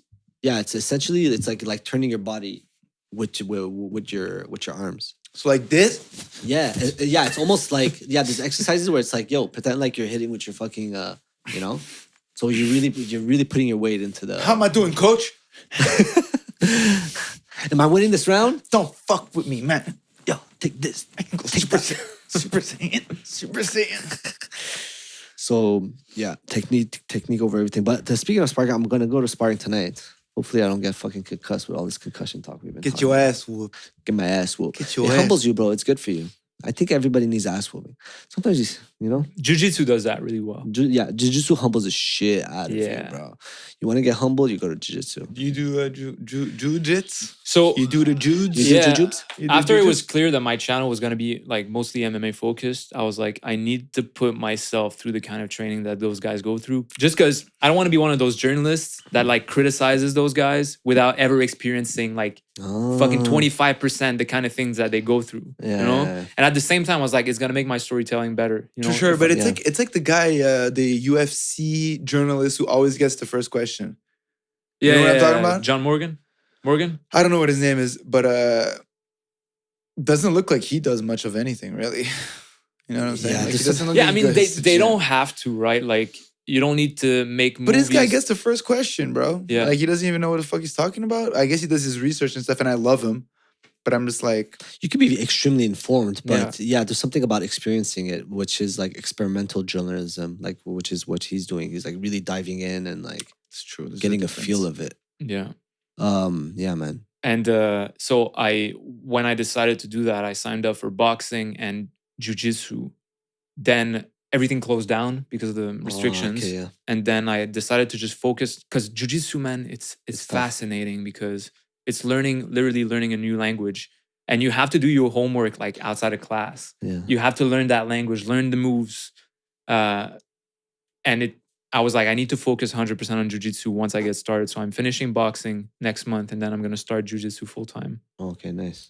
Shit. Adele too. Once he wants Yeah. to, you know. Once upon a time. Yo, I Once thought upon I a was time. in shape, right? Because I was doing boxing, and we do a lot of cardio in boxing, and I'm always it's fine, it's easy, you know. And then you show up at jiu-jitsu, Yeah, it's and something you're else. like, it's a completely different kind of strength and workout. I was completely dead, like couldn't keep going halfway through the class. And the worst thing is you're out of breath, you're dead, and you're getting fucking strangled Yeah. on Oh. top of that, Yeah. right? It's Yeah, like, it's super scary. Sometimes Yeah. there's a guy laying on top of me. He's heavier, bro, and his shirt is on my face. I can barely breathe. I'm just like, and I Are had you a like, mouth take guard. me now, take me, God, Jesus Christ. And I had a mouth guard. And as of late, I've been just vaping heavily. But I had a jiu-jitsu session that I talked about last time. I was just like, yo, I need to stop vaping, bro, for a bit. Yeah. Because So you don't have your vape? I don't have my vape. Shit. That's good on you, man. Yeah. Things are changing. But it's fun. It's fucking fun. I went last you're night. blue belt now, no? Yeah, blue belt. Yeah, Nice. yeah. How, what does it go? White? White, blue, Oh. purple, Oh. brown, black. Damn. Yeah. and So there's- like realistically, to get your black, how many? like on average, I would say it's like a 10-year journey to get your black belt, depending on how like good you are. Like the current black belt, there's some black belts at my gym that got it in less than that. You could get it in And like do you think they 7 deserve years, it? 5 years. Yeah. Because they go to competition and they whoop the ass of like other black belts from other gyms and they're like, okay, you Shit. deserve it, you know? So how many black belts do you have to whoop to get your black belt? I don't think it goes like that. It just the Let me ask the sensei- question again. How many black belts must you have to whoop to get your black belt? Black builds. Is that what you said? Black belt. Maybe I Okay. said build. I heard builds. Yeah, it really depends on the sensei or the OG or the master. Or Are the, there the people head that, like, instructor? Are there people that give like toss them around? This is the thing about jiu-jitsu, okay? You could go at a soccer mom jiu-jitsu class where they hand out black belts because you've been there for like 8 months, you know? It's like, good job, Lemmy boy, you got your black belt. Yeah. There's gyms like that. There's like Fugazi gym like that. And then there's like real gyms, you know? So there's two different breeds of jiu-jitsu gyms, you know? There's the fake So- shit and is there like an organism that takes care of like making sure that the black belts are actually black belts? not necessarily. Why not? I feel that's the thing that should happen. But there's no metric to be like, oh, this guy's officially black belt. It's just that somebody believes that you're good enough to, you know, beat other black belts. Like I'm sure like there's footage of like black belts getting whooped by purple belts. Yeah, there is. Like I fought a black belt for my jiu-jitsu channel, and like you know, like our gym was more experienced than their gym. I could tell that because usually a black belt would run through me. A part of me felt like I was just gonna get destroyed on camera and like not publish the video, you know. But it was a draw, so I was like, yo, a draw for me is a win. You know? got to draw with the black I belt got from another gym. A soccer mom jiu-jitsu. A soccer mom jiu-jitsu, you know, black, you know. Gym, yeah. Shout out Andrew, man. Forgive me, but yeah, he You should have got- whipped me though. He should have whipped me. Maybe do you think maybe he went easy on you because he knew the camera was on? Maybe some people could argue that, but you guys could watch the clip on my YouTube channel, Sam Afshipur, man. Shameless plug. Yeah, maybe he went easy. Maybe I am more voluptuous and muscular than people Yeah, think. maybe you're just a real man. Maybe I was younger and the age difference, I don't know. So you stopped vaping because you're like, yo, I can't. It's not that I stopped vaping. My vaping ran out last night. The truth come out. The Yeah. truth come out. I want to come out as this like super disciplined person. Yeah. But I did flirt So with the I was idea. wheezing a bit. I did flirt with the idea of doing sober gang until June 1st, until the music festival start. Because there's nothing I love better than drinking at a music festival, bro. Yeah. And it's fucking beautiful, like Oshaga, whatever, and like it's magical. And there's like a girl in a mermaid costume, not mermaid costume, but like with barely anything on that just pulls up next to you out of nowhere while you're listening to music. Just so beautiful, magical And moments. you like Corona. Yeah, pretty much. I don't know, man. In Montreal, we live for that summer moments. Like there's like 2 months of magical moments of like summer in Montreal, Yeah. and we suffered the whole year for Yeah. those magical summer Like nights right now, in if I Montreal. open the garage, I'm like, Yeah, guys, people that are listening to this, man, we appreciate you for joining us. But yeah, we have to conquer snowstorms, Haters. lockdowns, haters, self-esteem issues, confidence issues, self-consciousness. What else? Vaping addiction. Addiction. Self-confidence. Self-confidence again. To pull up here and put on a good show, man. So if you're enjoying yourself, please consider subscribing. And yeah. Okay. What else do you guys want to talk about? Shameless plug. No, it's fine. It's fine. You can do this with those plugs. It's the Pool Boy Show. What made you feel like, oh shit, I'm ready to do a podcast? Is this your first podcast? This is my first podcast, and I was like, might as well start with the most controversial podcast in Canada. Yeah. Thank you. It's gonna be smooth sailing. Yeah, exactly. From now on. Did a part of you watch this and be like, I'm surprised these guys are not canceled yet? No. Is it that bad? Is it? Maybe I'm just being extra about it. You're being super extra. Maybe. We are the most controversial podcast on the internet, but not cancel worthy. Correct me if I'm wrong. I feel like a lot of Canada, unlike the US, likes to very much so follow the norm, and everybody's a cookie cutter, well-behaved person of society. And if you have opinions outside of that, or if you're on camera, talking shit, talking about taboo topics like drugs, sex, alcohol, I don't know, politics or whatnot, it's like considered like outside the norm. And it might be deemed as haram.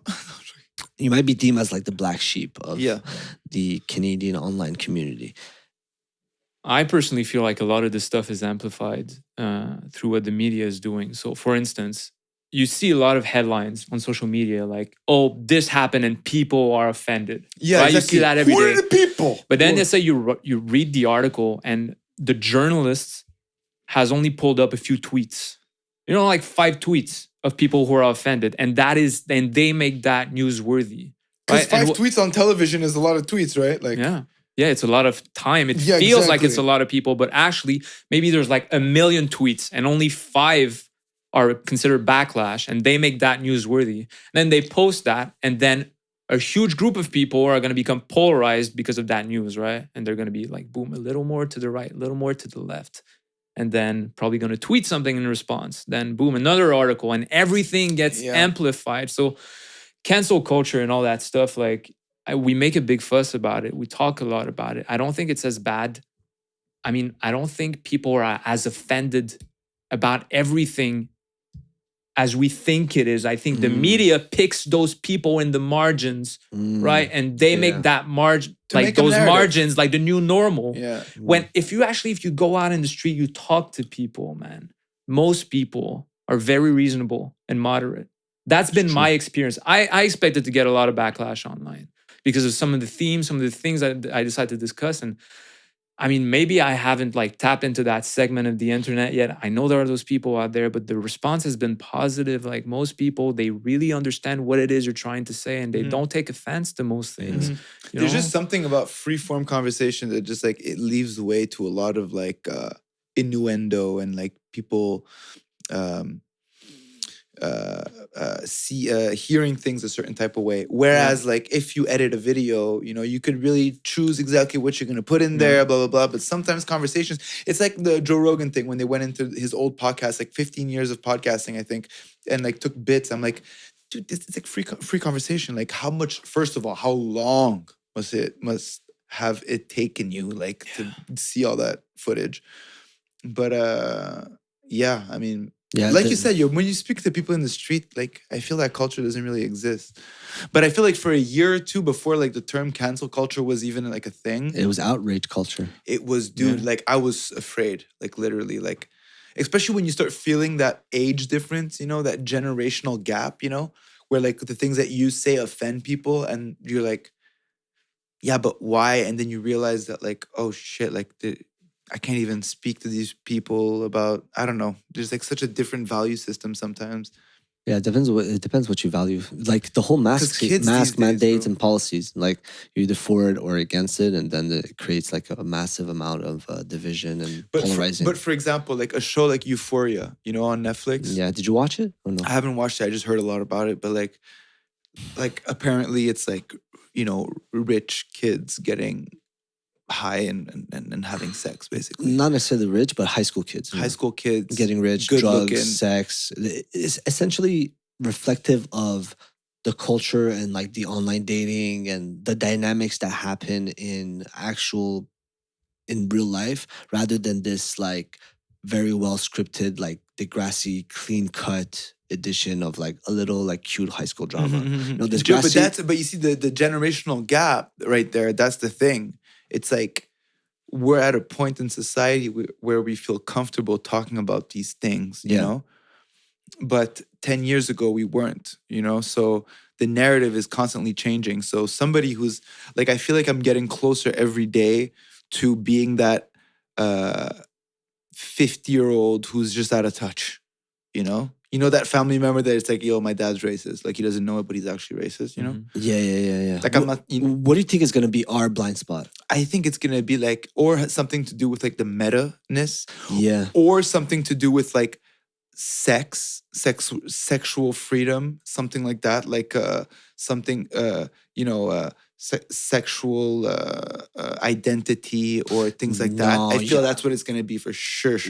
I think it's going to be a Neuralink. Like our kids are gonna like go to their friends and they're gonna be like, my dad wants us to take off a Neuralink before we go in the house. Oh, again? Your dad's and such then a. they take off the chip like. It's like, I don't want you to be cyborgy at the dinner table. At the dinner table. You know. Yeah. So what do you think of cyborgs? No. Okay, but if you had the option to put Neuralink and you become Patrick 2.0 Storyteller of the Year Award nominee, rather, do you implant the chip?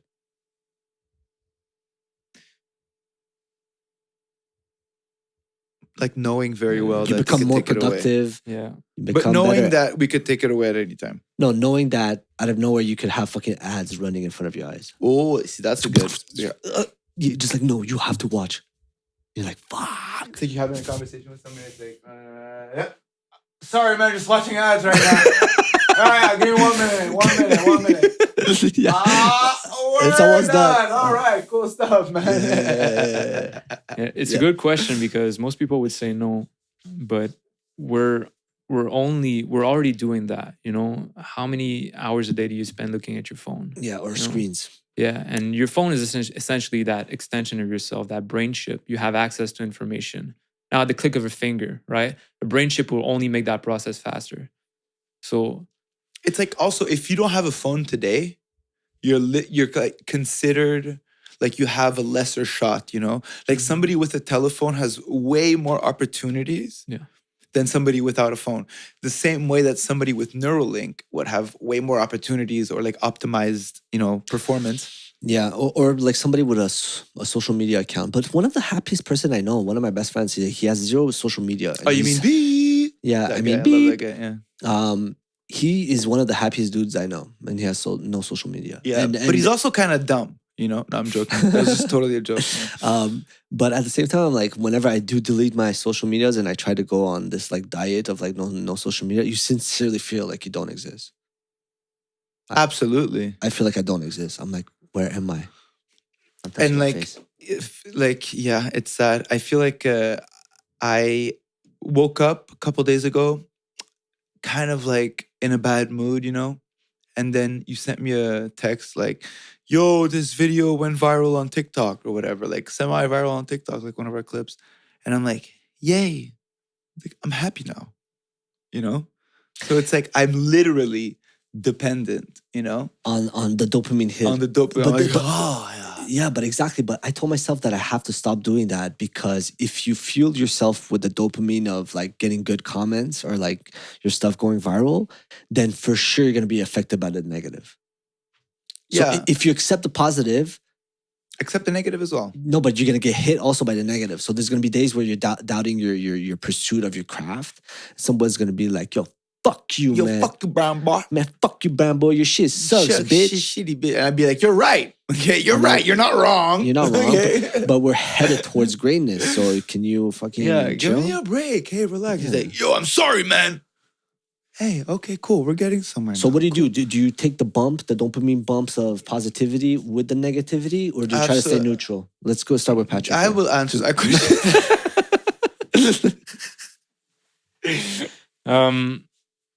I think that to make great art, it has to be a process that is like inside out, not outside in. You know, so I would say no, man. I would say, but at the same time, I spend a lot of time reading books, like inputting a lot of information throughout the day. So probably strategically using it when it matters and tapping out of it. Okay, so do you have days as a creative where you're just like, today I feel like reading, and just like wake up, coffee, and just like, I read every day, so that's how I start each and every single day. oh, you start your day with reading? Yeah.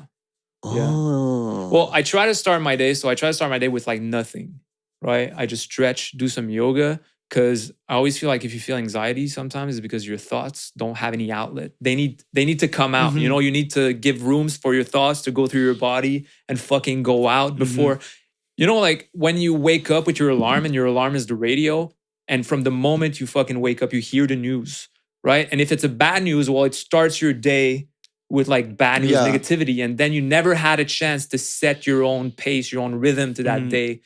So, and then you feel fucking anxiety because like you never spent one single second of that day listening to yourself. So you work from home? Yeah. And you wake up and is the yoga thing happens when you're in your ideal, or does it actually happen in your office in front of everybody? Do you all like consistently have been doing the yoga, or does it happen when you're in your ideal like motivated state? Every day. It does. It does happen actually every day. Yeah. Okay. So boom, first thing yoga. I try to do the things that make me feel good. Like the reading in the morning with the coffee is like my favorite part of the day. Like I'm gonna start fucking. I'm gonna switch it up because I was doing my reading at night, but then I read like 3 pages. I'm like, okay, dude. When I read, it's during the day always. Yeah, well, it depends what you're reading. So that's the thing. If I read, cause every morning I read about filmmaking or storytelling, and it motivates me to get to work. Yeah. But if I read about that before getting to bed, I can't sleep. I can't sleep because now I'm thinking about everything. So I actually read fiction before sleeping because it actually helps you disconnect with reality. So you forget about your problems, you forget about everybody, you dive into that world, that fictional world, and it helps you get to sleep. But in the morning, I read about what it is I'm pursuing, and it fucking motivates me, and you feel like you're learning. You know? Okay, I'm taking that away from this podcast. Yeah, it just makes I'm gonna feel switch like it up. Because I didn't like my creative process as of late. I'm like, my mind is all over the place. I almost sometimes get completely stirred in a direction I didn't expect to.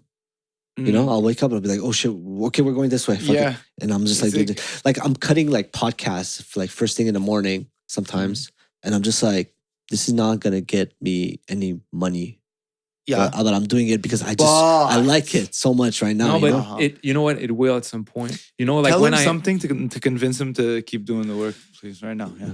Like a Goalcast thing. You know, I think about, how would you tell? Yeah. Inspirational video. You know, my Jake versus Dana video, right? I made when I had like 0 subscribers. Yeah. And sometimes I'm like, I look at it now and I think about having a relationship with the UFC, and I'm like, I started with talking about fighter pay, which is if the UFC is considering, you know, like reaching out to me and they watch this documentary, they'll be like, fuck this guy. Fucking, but take down the video. And now it has like, 1 million views.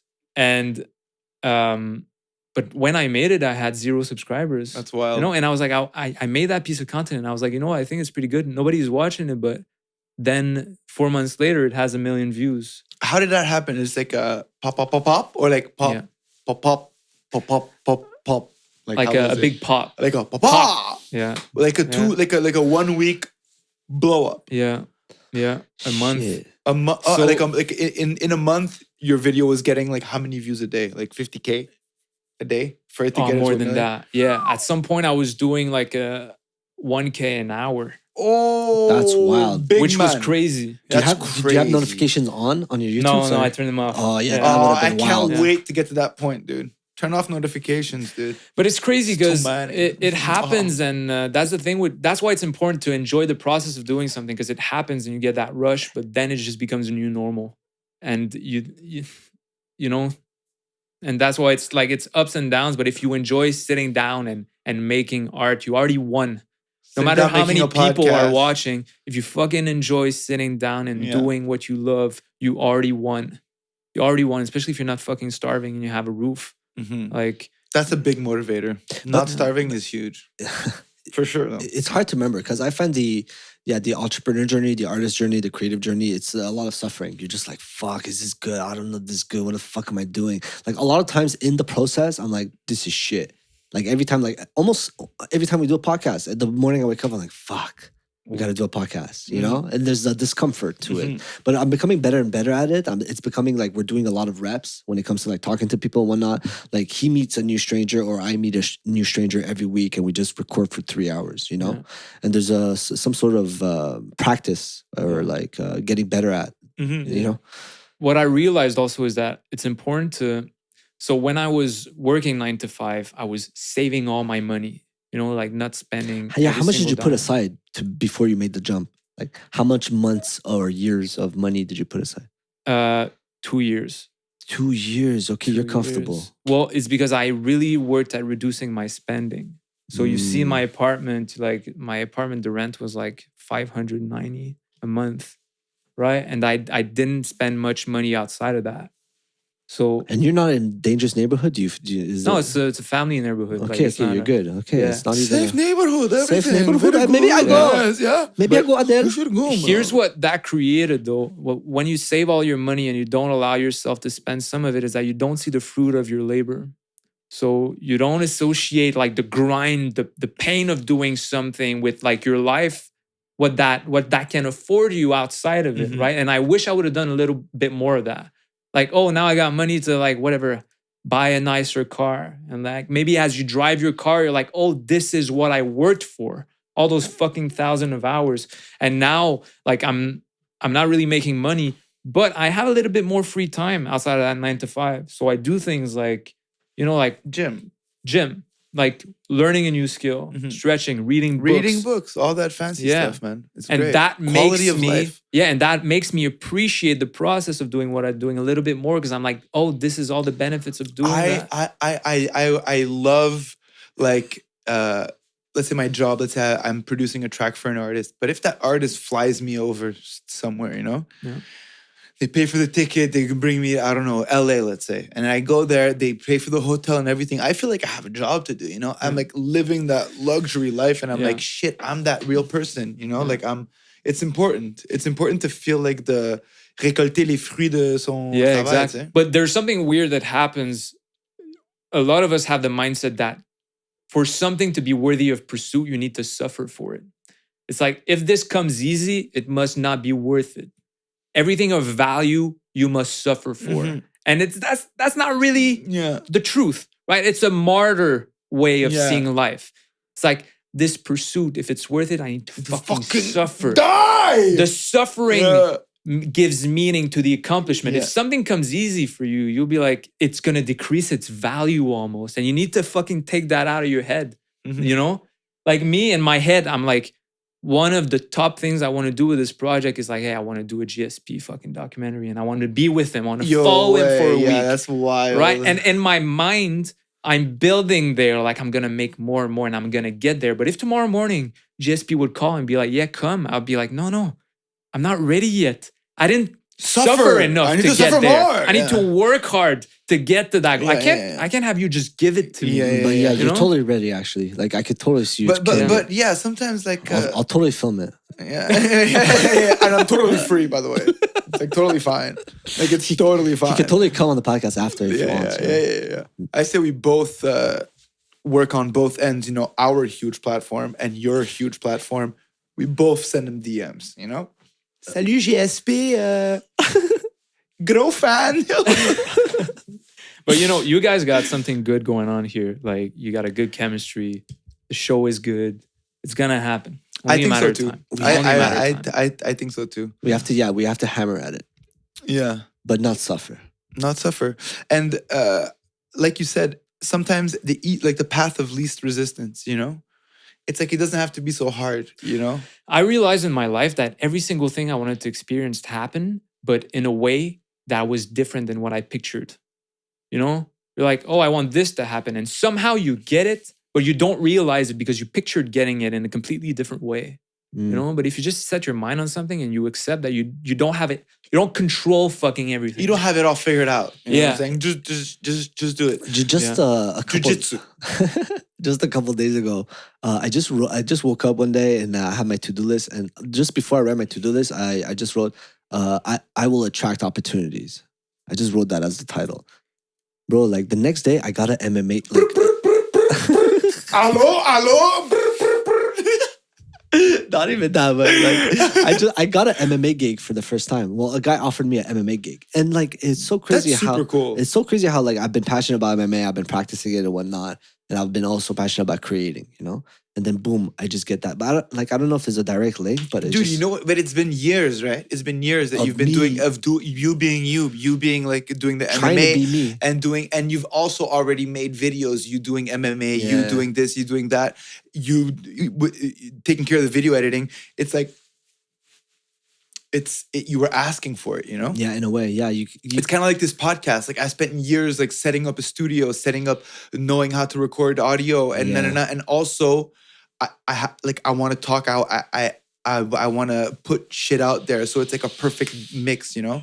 I think like that's what you don't realize, like and what we all don't realize is that you spend years being yourself. You know, like earlier you were talking about the director there. What's his name that you're Christopher Nolan. Christopher Nolan.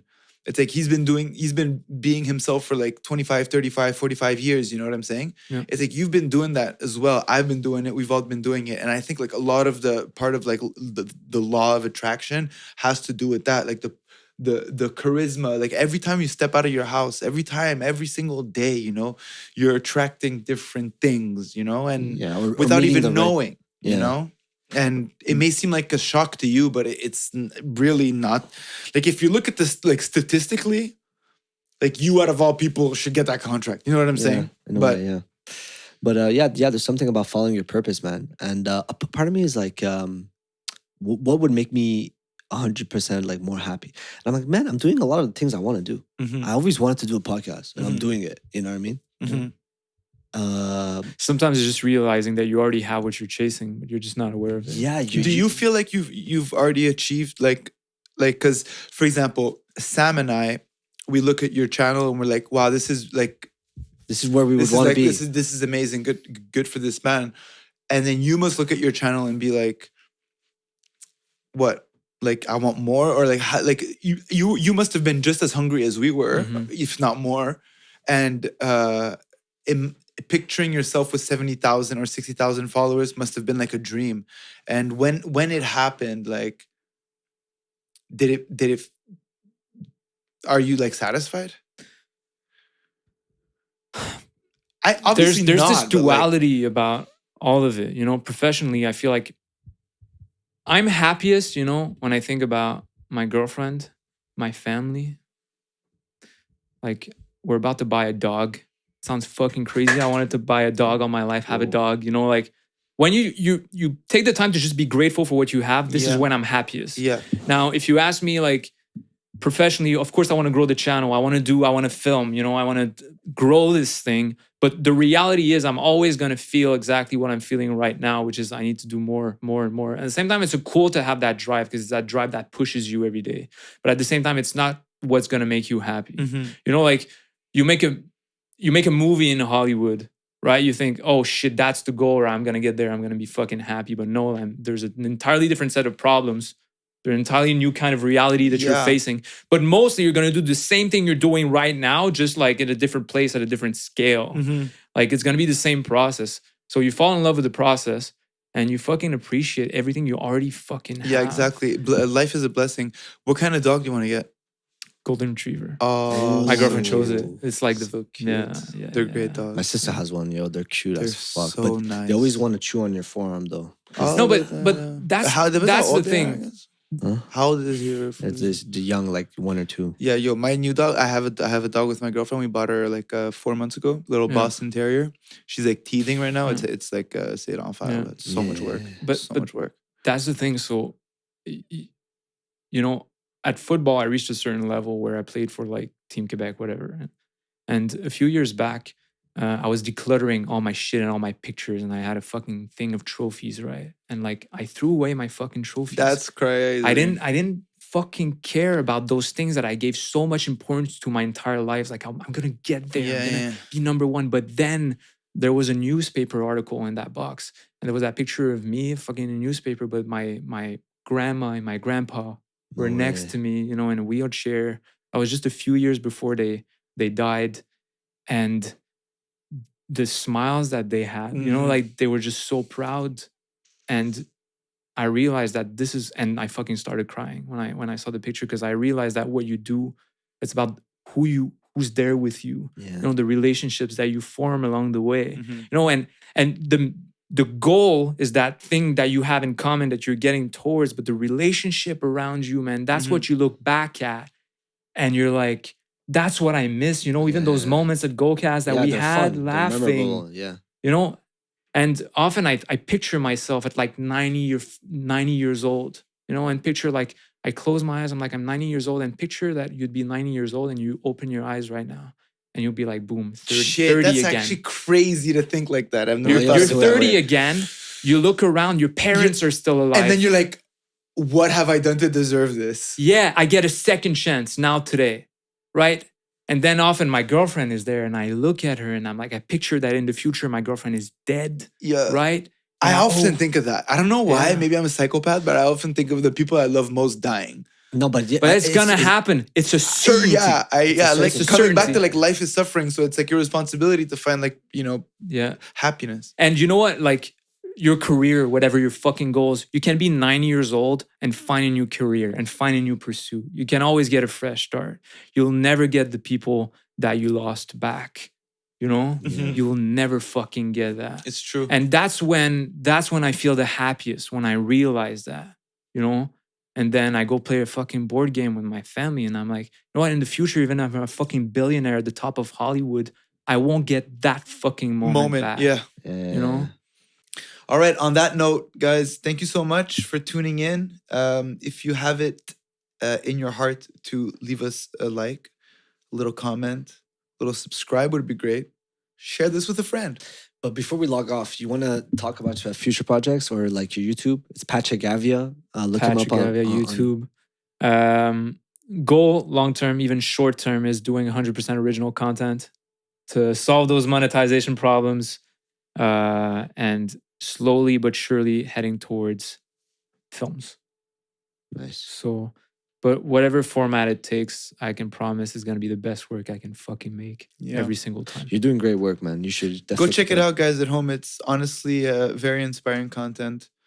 So, and thank you so much, man. Yeah, thanks for coming to you guys. Thank you, man. It was a lot of fun. It was fun. All right, guys at home, thanks for keeping it real with us. And we'll see you guys next week. All right. Peace. Peace.